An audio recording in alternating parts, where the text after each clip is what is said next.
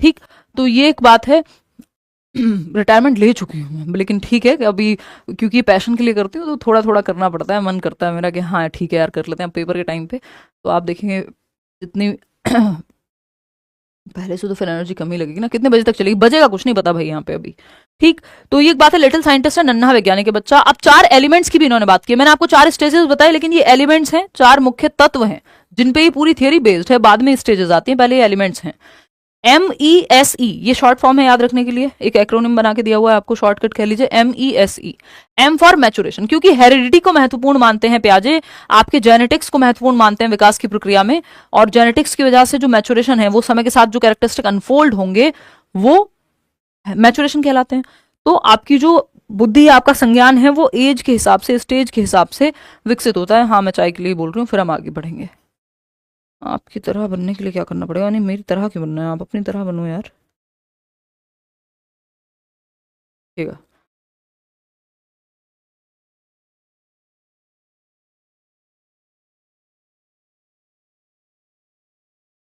चलो भाई चाय का इंतजाम हो जाएगा, मतलब हो ही गया है।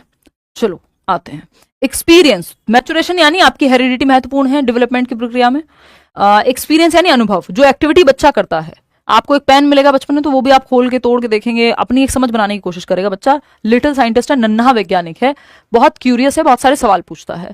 फिर आता है सोशल इंटरेक्शन यानी सामाजिक अंतःक्रिया, यानी बच्चा सोशली इंटरेक्ट करता है, अपने एनवायरमेंट में घुलता मिलता है, उससे अपनी एक समझ बनाता है। ठीक, फिर आता है इक्विलिब्रेशन की प्रक्रिया। इक्विलिब्रेशन की प्रक्रिया है संतुलन, जिसको हम कहते हैं। संतुलन क्या है भाई, संतुलन की अगर हम बात करें तो बच्चा बैलेंस क्रिएट करता है जो दिमाग में है और जो दुनिया में है, यानी जो दिमाग में सेव हुआ है डेटा और जो बाहर की दुनिया में है। यानी ये पेन दिमाग में सेट किया है और बाहर भी पेन ही है, हालांकि ये एक बड़ी प्रक्रिया है, इक्विलिब्रेशन में और भी चीजें आती हैं वो समझते हैं। तो MESE 4 प्रोसेसेस हैं। अब इस इक्विलिब्रेशन से एक बड़ी प्रक्रिया आती है जिसमें आप एसिमिलेशन, एकोमोडेशन और वो सारी कंफ्यूजन जो आपकी होती है 1 मिनट में अभी दूर हो जाएंगी।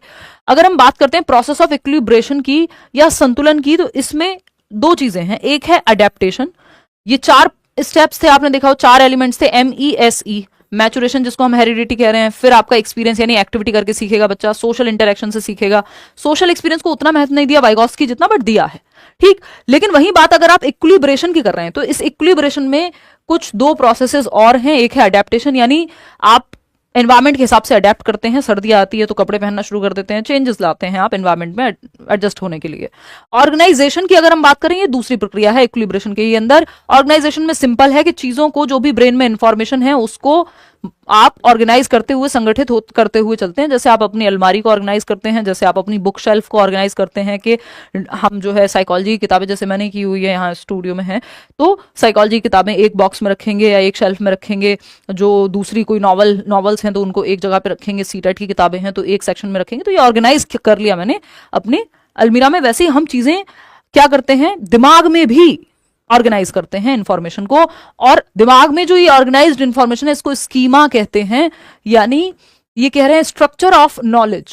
स्ट्रक्चर ऑफ नॉलेज यानी ज्ञान की जो संरचना है या प्रीवियस नॉलेज, जो भी एग्जिस्टिंग नॉलेज है, वर्तमान ज्ञान है जो भी दिमाग में सेव्ड है, उसको हम स्कीमा कह रहे हैं। ठीक, अब ये स्कीमा अपडेट होता है 2 प्रक्रियाओं से, अडेप्टेशन और ऑर्गेनाइजेशन की बात हुई। अब इस अडेप्टेशन की प्रक्रिया में एसिमुलेशन और एकोमोडेशन से आपका स्कीमा अपडेट होता है, यानी नई नई इंफॉर्मेशन जुड़ती जाती है, प्रीवियस जो है करेक्ट होती जाती है।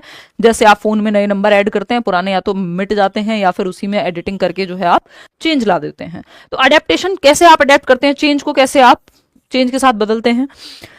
एसिमुलेट करके यानी आपने कुछ अपने एग्जिस्टिंग स्कीमा में ऐड किया है ना, कि आपने देखा कि हॉर्स की बात हो रही है यानी घोड़े की बात हो रही है, घोड़े का स्कीमा आपके दिमाग में है, आपने ऐड कर लिया, घोड़ा कहते हैं जी इसको, ये ऐड कर लिया, ठीक, आत्मसात कर लिया।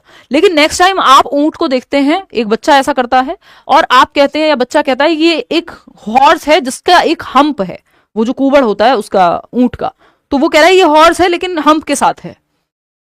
मतलब जो उसने प्रीवियसली एसिमुलेट किया था, फिर किसी ने कहा नहीं नहीं बेटा ये हॉर्स थोड़ी होता है, ये तो ऊंट है, ये तो अलग होता है। तो बच्चे के दिमाग में डिसबैलेंस क्रिएट होगा। अब वो या तो नया स्कीमा बनाएगा या फिर पुराने स्कीमा में मॉडिफिकेशन करेगा।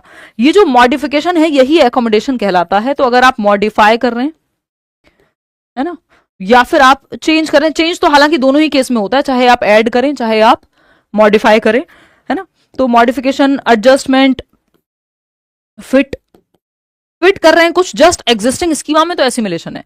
या आप दाल चावल मिक्स करके खाना सीख रहे हैं, एसिमिलेशन है।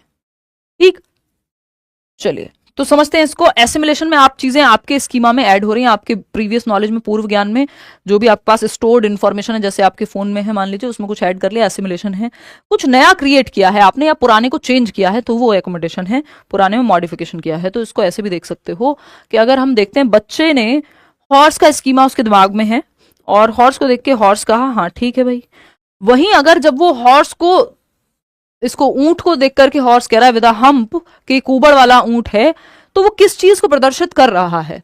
तो यहां पे आपको ध्यान में रखना है, जब बच्चे ने घोड़ा कहा किसी ऊंट को और कहा कि ये हम्प कुबड़ वाला ऊंट है, तब तक वो एसिमिलेशन है, आत्मसातीकरण है। लेकिन जब किसी ने उसे कहा बेटा ये ऊंट नहीं है, ये घोड़ा नहीं है, ये तो ऊंट है, वो जब चेंज करना पड़ेगा उसको कि ऊंट का स्कीमा या तो अलग बनाएगा या ऊंट के स्कीमा में फिट करेगा, मॉडिफिकेशन करना पड़ेगा, पुराने स्कीमा को चेंज करना पड़ेगा, तब वो जाकर के एकोमोडेशन कहलाएगा। अदरवाइज जब उसके दिमाग में घोड़ा था और उसने देखा कि हाँ ये आपका हम्प वाला घोड़ा है और उसने कहा ऊंट को देख के घोड़ा कह दिया, तो ये एसिमिलेशन है। जब तक चेंज नहीं करना पड़ रहा तब तक एसिमिलेशन। जैसे एक और क्वेश्चन आया हुआ था इस बार कि एक गोल्डन रिट्रीवर है, किसी का एक ब्रीड है कुत्ते की, और डॉग की ब्रीड को देख करके एक बच्चा है जो कहता है कि अच्छा मेरे पास गोल्डन रिट्रीवर है, वो कोई और ब्रीड देखता है और कहता है हाँ ये भी डॉग है। तो उसने बस एसिमिलेशन का उदाहरण दिया है। जब तक, या हो सकता है बिल्ली को देख के उसने डॉग कहा हो, तो जब तक कोई उसको करेक्ट नहीं कराएगा तब तक तो एसिमिलेशन है। जब तक मॉडिफिकेशन नहीं करना पड़ रहा तब तक एसिमिलेशन है। ठीक, तो ये एसिमिलेशन है, लेकिन आप ऊंट का स्कीमा अलग से बनाना पड़ेगा, चेंज करना पड़ेगा, मॉडिफाई करना पड़ेगा, तो फिर एकोमोडेट करेंगे आप, समायोजन करेंगे। ठीक, ये वैसा ही है कि बच्चे ने चिड़िया को देख करके चिड़िया कहा, बर्ड कहा, लेकिन वो हेलीकॉप्टर को देख के भी बर्ड कह रहा है, तो भी वो एसिमिलेशन का उदाहरण है। उसके दिमाग में जो सेव्ड इंफॉर्मेशन है उसके आधार पर बात कर रहा है। लेकिन जब किसी ने कहा कि बेटा ये बर्ड नहीं है, ये क्या है, हेलीकॉप्टर है, तो वो एकोमोडेट करेगा, समायोजन करेगा, परिवर्तन करेगा पुरानी जानकारी में। इसको ऐसे भी देख सकते हो आप। प्रोसेस ऑफ अडेप्टेशन के अंदर आती है ये, इक्विलिब्रेशन की प्रक्रिया में जो अडेप्टेशन और ऑर्गेनाइजेशन बताया था। अब इसमें है आपकी ये दो प्रोसेसेस, ठीक है ना। अब ये दो प्रोसेसेस कौन सी है, फटाफट से हम देख लेते हैं। यहाँ पे एसिमिलेशन है जोड़ना आपकी जानकारी में किसी चीज को, जैसे बच्चे ने कैट को देखा और कैट को ऐड किया हुआ है अपने प्रीवियस स्कीमा में। ठीक, अब अगली बार उसने कैट देखा, बिल्ली को देखा, तो क्या है, बैलेंस में है स्थिति। जो दिमाग में है और जो बाहर है वो दोनों क्या है, संतुलन में है। नई सिचुएशन आती है, वो डॉग को देख के बिल्ली कह देता है।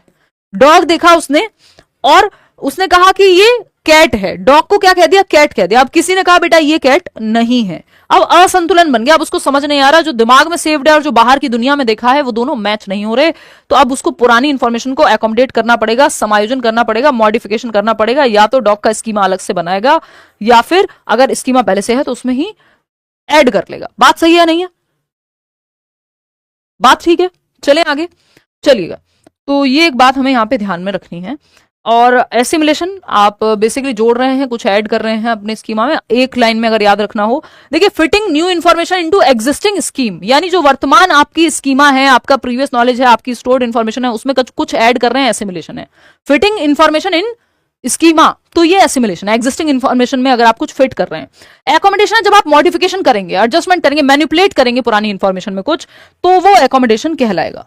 ठीक, चलिएगा, खैर आगे बढ़ते हैं। प्याजी 4 स्टेजेस हैं, बहुत ही शॉर्ट में समझ करके निकलते हैं। अगर हम देखें एसपीसीएफ से आपको बताया था, सेंसरी मोटर, जिसको हम इंद्रिय गामक कहते हैं। सेंसेस प्लस मोटर एक्टिविटीज के थ्रू जन्म से 2 वर्ष में बच्चा सीखता है। जन्म से 2 वर्ष में बच्चा सेंसेस प्लस मोटर एक्टिविटीज, यानी उसके सेंसेस क्या है, उसके लिए टीचर्स हैं। जैसे बच्चा टीचर्स से सीखता है वैसे वो अपने सेंसेस से सीखता है, यानी टच करके, चीजों को फील करके। इसमें एक क्वेश्चन आता है कि वो कौन सी अवस्था है जहां बच्चा अपने कानों से, अपने हाथों से, अपनी आंखों से सीखता है, यानी अपने सेंसेस से दुनिया की समझ बनाने की कोशिश करता है, तो वो सेंसरी मोटर है।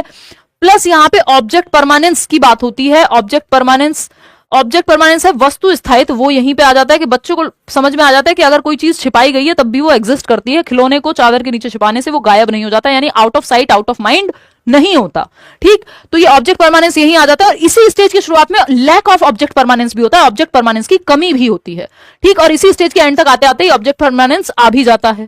ठीक, गोल डायरेक्टेड बिहेवियर एक चीज है जो यहां पे भी है, इससे अगले वाली स्टेज में भी है कि यदि उसको बॉटल रखी हुई दिख गई टेबल पे तो वो उसकी तरफ बढ़ना शुरू कर देगा। ये गोल डायरेक्टेड आपका बिहेवियर है। एक चीज होती है डेफर्ड इमिटेशन, विभेदित वो होता है विलंबित अनुकरण, यानी आज उसने मम्मी को देखा मेकअप करते हुए, पापा को शेव करते हुए, तो वो अगली बार बाद में उसके दिमाग में वो चीज रह जाएगी, मेमोरी डेवलप हो रही है, और वो क्या करेगा, किसी दिन काजल जो है वो लिप्स पे लगा